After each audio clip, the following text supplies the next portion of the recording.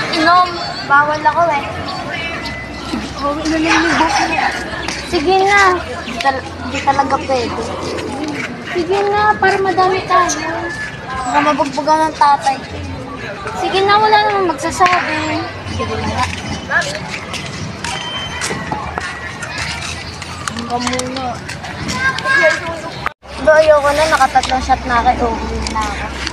Ayaw na umuwi. Eh, baka hanapin ako ng tatay. Yung fake Naman yan.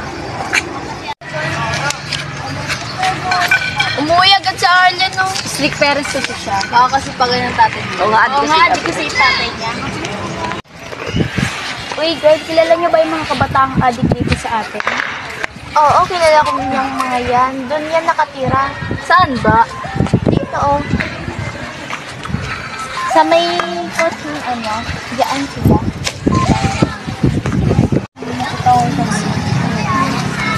Boy, uwi na tayo, boy. Magagabi na. Tara na.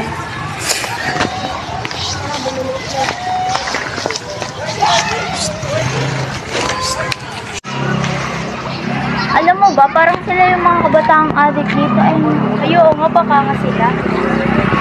Uy, ayun sila, oh. Tara, sabihin natin.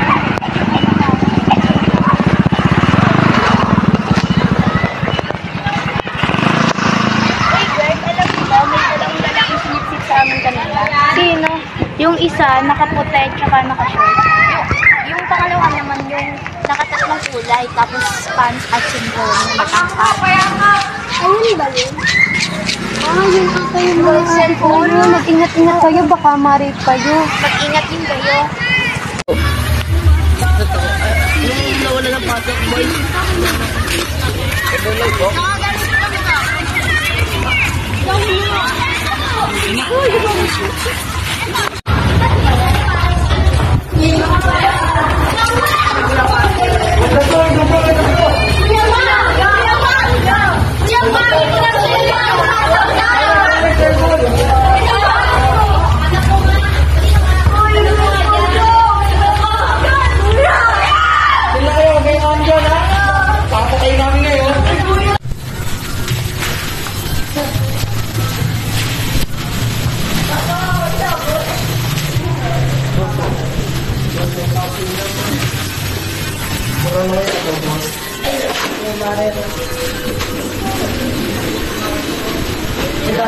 Ng boss, natanggalin nila lahat ng case.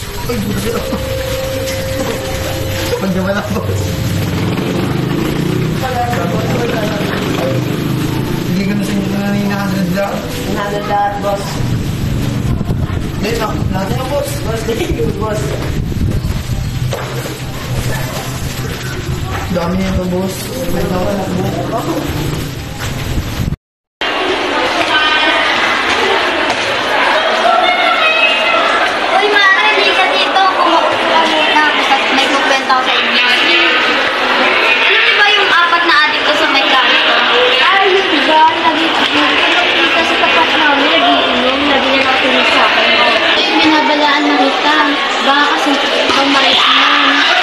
Teka lang. Oh.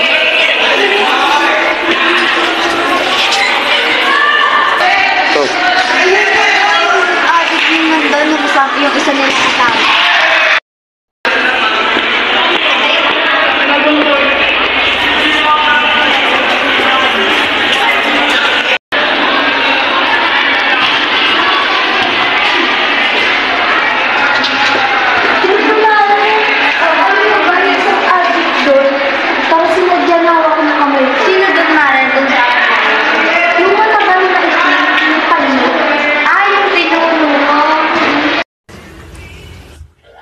Mga kabataang di mapigil ang kanilang sarili.